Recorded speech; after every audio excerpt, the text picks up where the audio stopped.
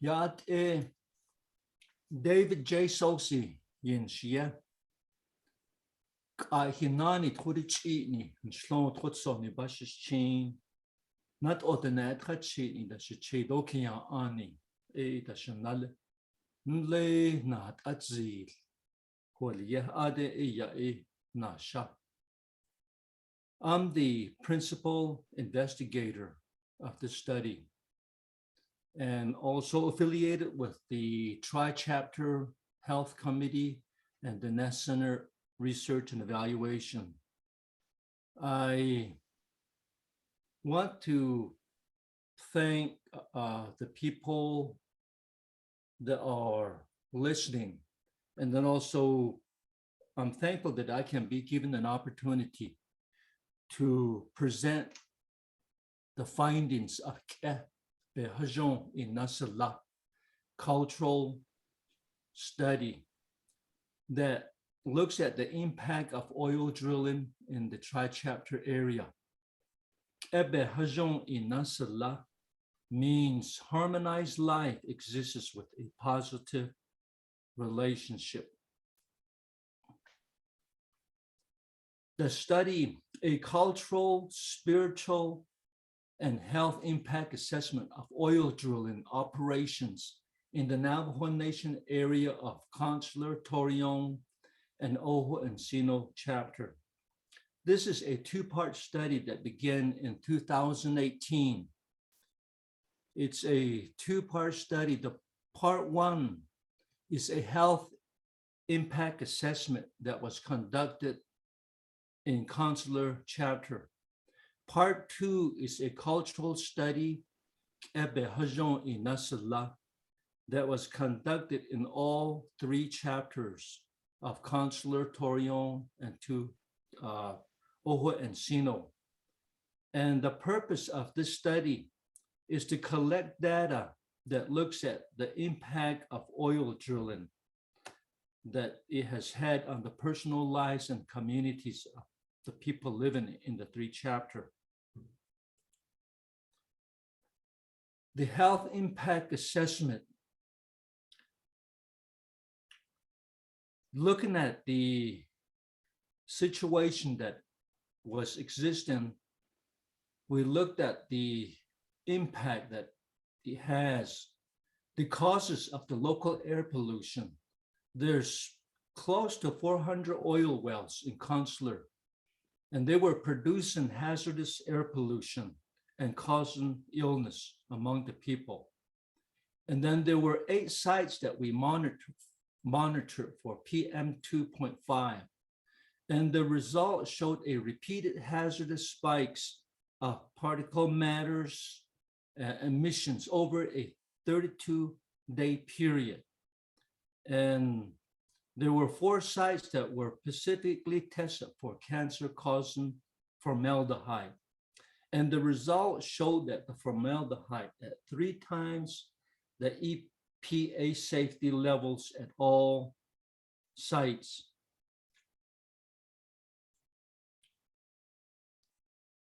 And this was a real concern to the chapter. And they conducted a health survey. And within that health survey, there were 80 participants. That was like 11% of the residents of Consular. And 20 nationally ranked health symptoms were used. And these are symptoms that were expressed by people that were living within close proximity of active oil wells. And we received 1,600 responses back from the community. And the response showed a high level of symptoms reported. And some of these symptoms are sore throat, cough, loud breathing, headaches, sleep changes, tired and fatigue,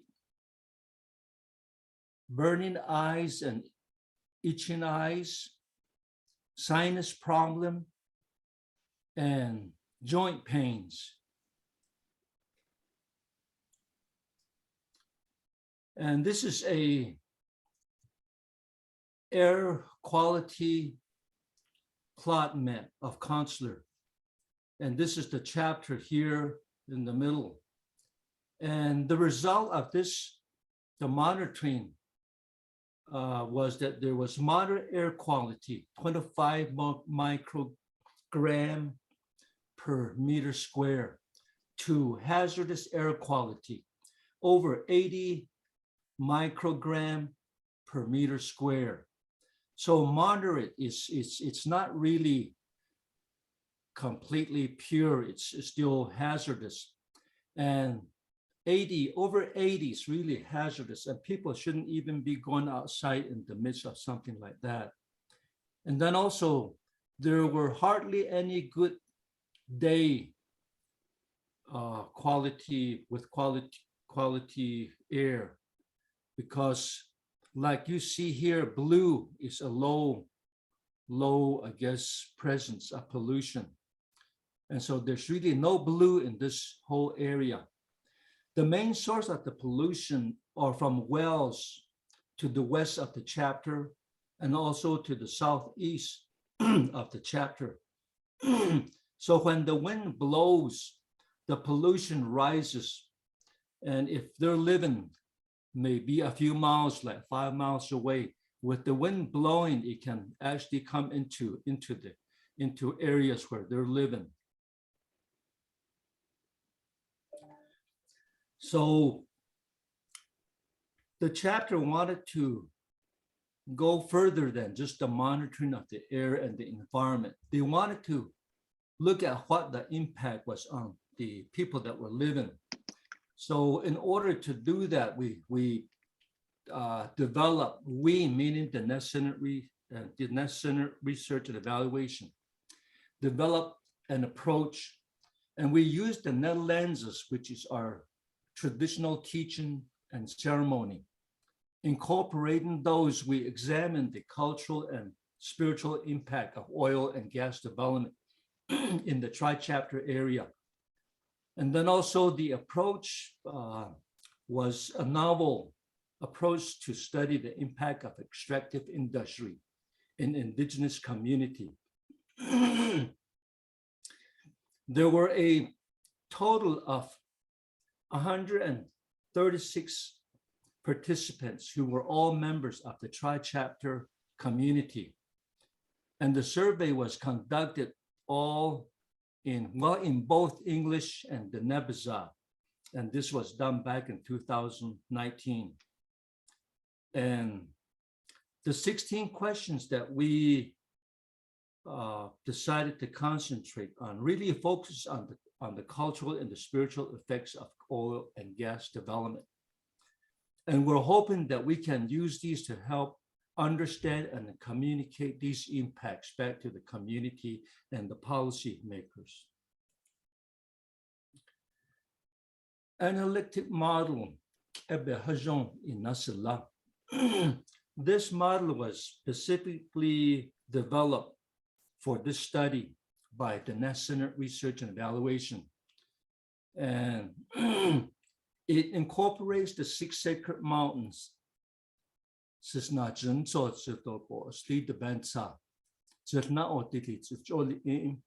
and the 6 area of knowledge application. So the sin. And the 16 questions that we decided to concentrate on drew back about 2,176 responses.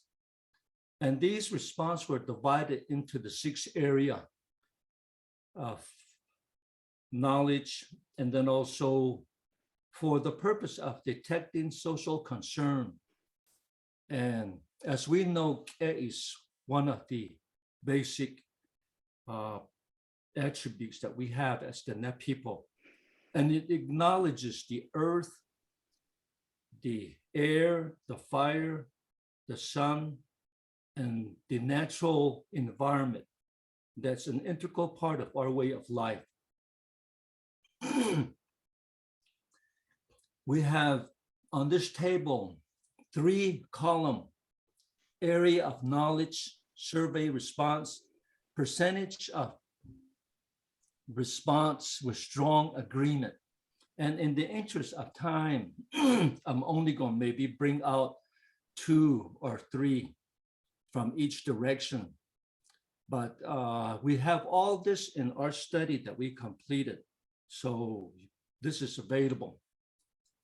In Sa case to the east, thinking, our local leaders have spoken out against drilling, and no one at the tribal, state, and federal levels, including BLM and BIA, listened. 74% of the people that responded agreed. Despite communities objecting, drilling continues. 81% of the respondents agreed. Nahata to the south, planning. Our efforts to pass on a healthy and prosperous environment to our children is being broken. 83% of the people that responded agreed. The peace of the people have been disrupted as a result of drilling and fracking. 85% of the people that responded agreed. The oil companies have no respect for land, people, and life. 86% of the people agreed. And then to the west in Lifeway, action by oil companies have divided families and communities. Continuing on with the west, since oil companies made their presence here, all life is continually changing for the worse. 82% of the people agree. Monies from oil companies for right to drill divided families. 82% of the people agree. And then to the north, Sihasin, wisdom and sharing. Because the land is being ruined, it will not be able to sustain economy. 83% of the respondents agreed. The oil companies know the community is in financial need and inappropriately entice landowners with money. 82% of the people that responded agreed.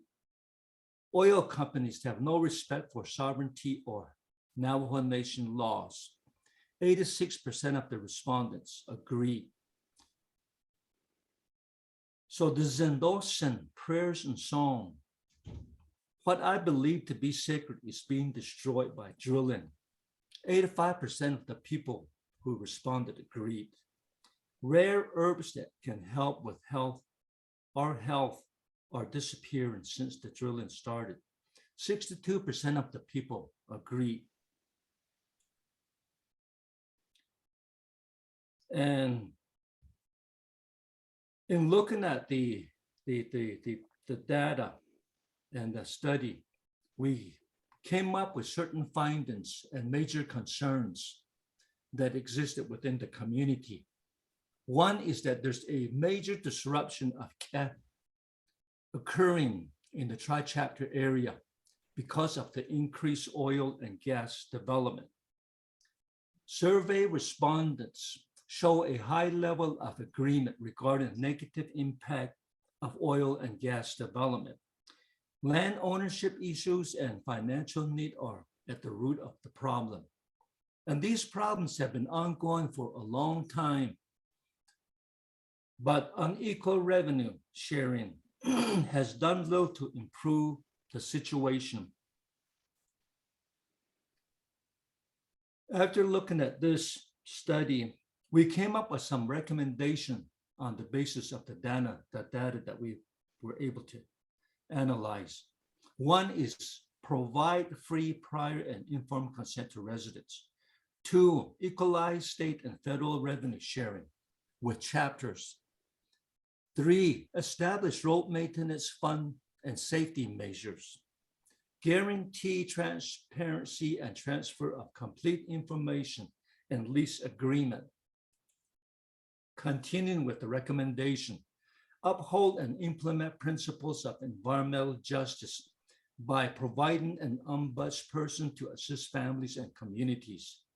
Provide a fair transition to new jobs in well closures, cleanup, and restoration, restore in communities.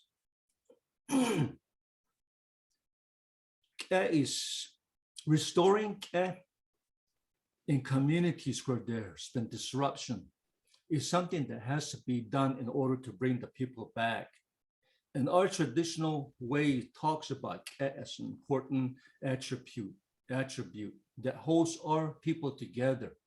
And this has even been incorporated into the fundamental law, which teaches us to respect and honor ourselves as individuals and relatives, our knowledge keepers and elders, those who need assistance, and to respect and honor and preserve the environment. Is one of the most important teachings that we have, and it preserves our social structure. And we need to strengthen it and teach it and share these traditional knowledge with the future generation, and also to retain our relationship and respect for the natural environment.